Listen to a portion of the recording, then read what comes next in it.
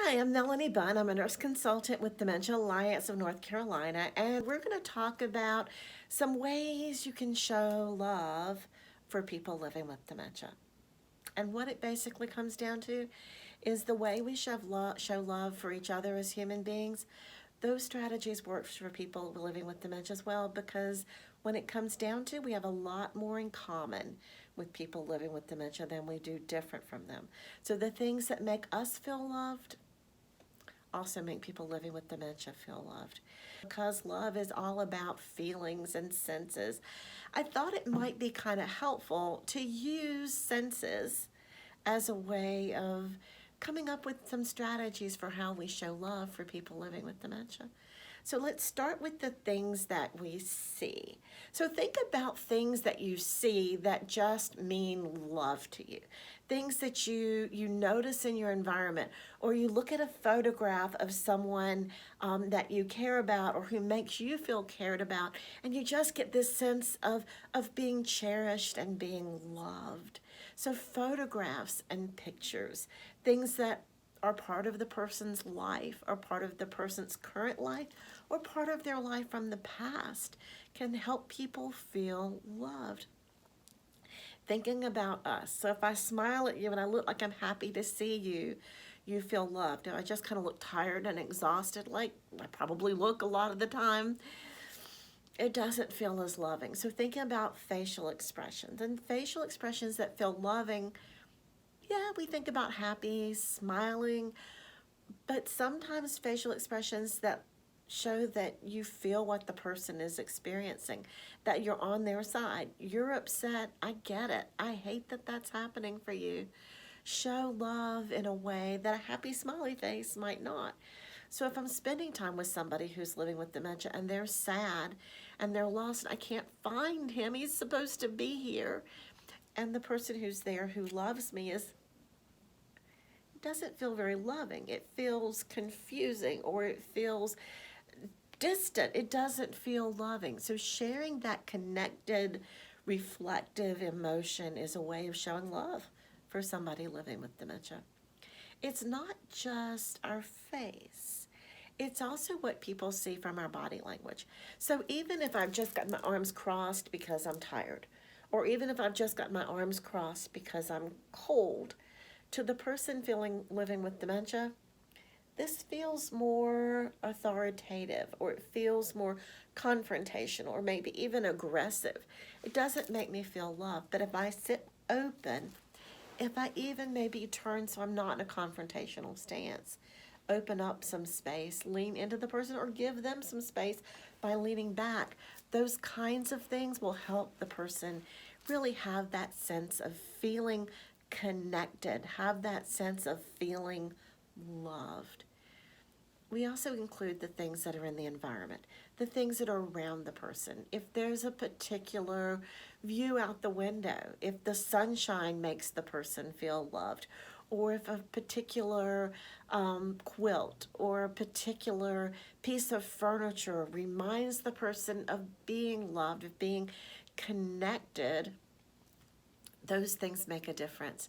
So looking at a scrapbook together of photographs of people who have meaning, or looking at a magazine together of things that I makes me feel joy, brings love and meaning into my life.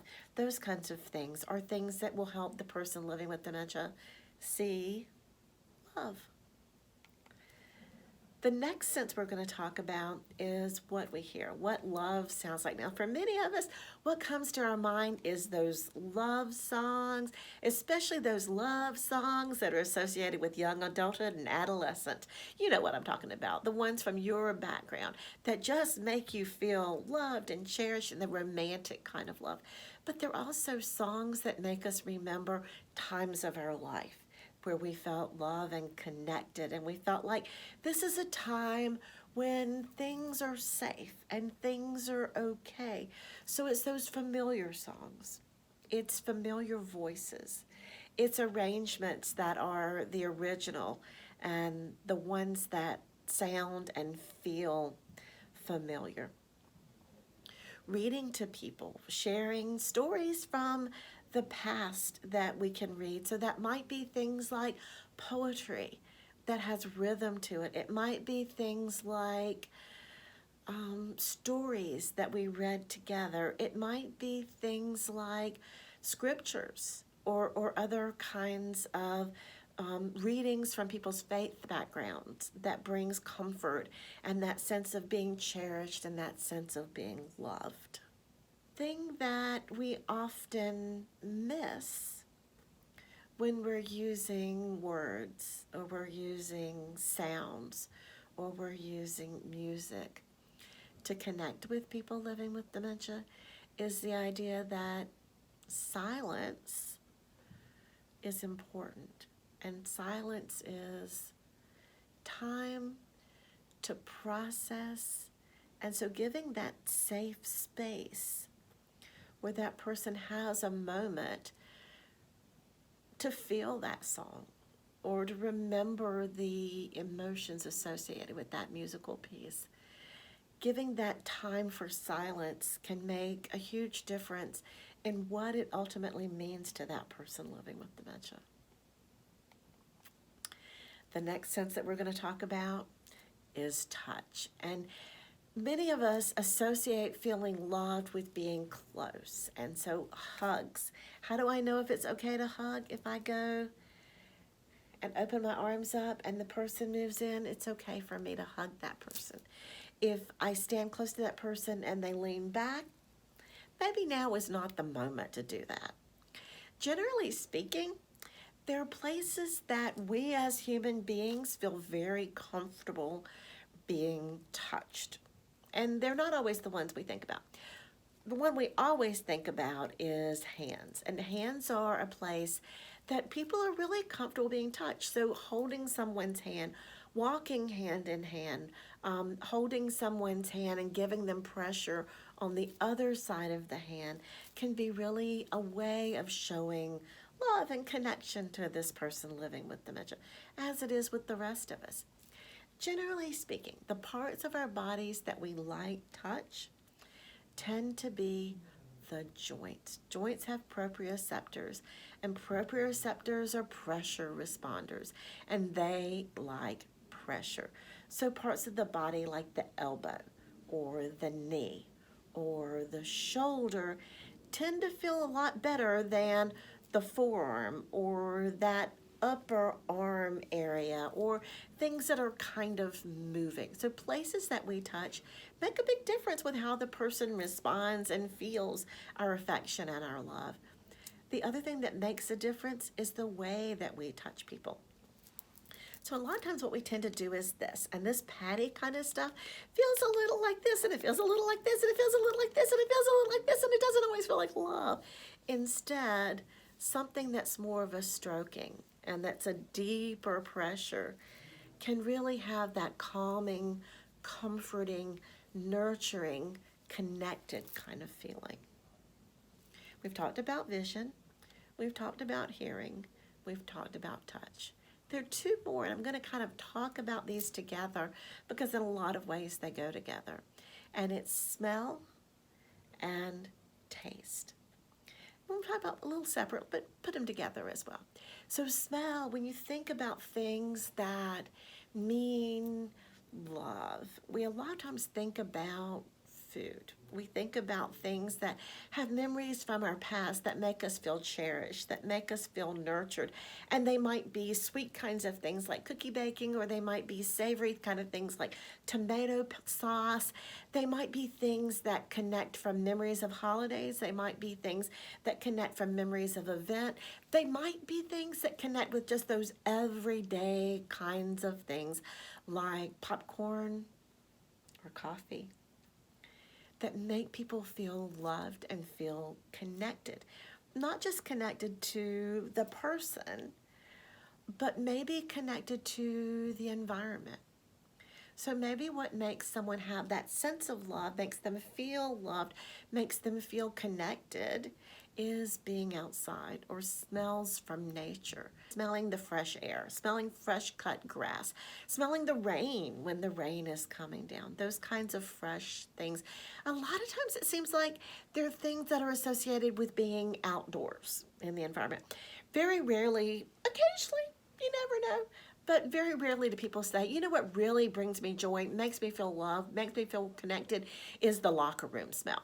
You know, it's the smell of sweaty feet that makes me feel loved and connected. And some people, because of experiences and because of being on teams and because of what that means, might have that impression. But I have a lot more people ask for fresh air than smelly feet.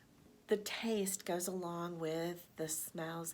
And when people have dementia, this taste tends to change. Older people in general lose some of the sweet and the salty taste. And so when you lose some of the sweet and salty taste, you want to be able to reproduce that. And so people tend to add a lot of salt or sugar, add a lot of sugar, which is not necessarily a really healthy kind of thing. So ways to kind of supplement that are to put in some of the flavors that are preserved. So if sweet and salty are lost, the ones that preserved, bitter and sour. So, you know, I don't think I really want bitter and sour, but when you think about some of those bitter and sour kinds of flavors, we might think about things like lemon and citrus, which is a little kind of sour. We might think about things like coffee, which is a little kind of bitter, and cocoa. So there's a way to kind of weave that in. What it comes down to is people living with dementia, because of the changes of disease, because of the changes in their brain, are losing some of their connections. And we're reaching out to try to find some ways to keep them connected. So do this with me. Put your hands together like this.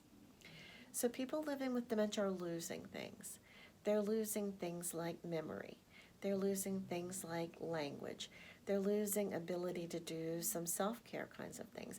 They're losing some ability to kind of regulate themselves, even some sensory kind of changes. And so they're losing an awful lot. But what concerns me is that there are things that they don't lose because of the disease. There are things that they lose because we break them and take them away. And that's that relationship and that connection. So hopefully by putting some of these things back together, some things that people can see and some things that people can hear and talk, some things that people can feel and smell and taste, we build this connection, this relationship that can really keep us close. Because when it comes to living with dementia, what people need is our presence. What people need is that time respectfully with them, and then that time respectively to give them the space that when they need to be alone. What people living with dementia need is people to see things from their perspective.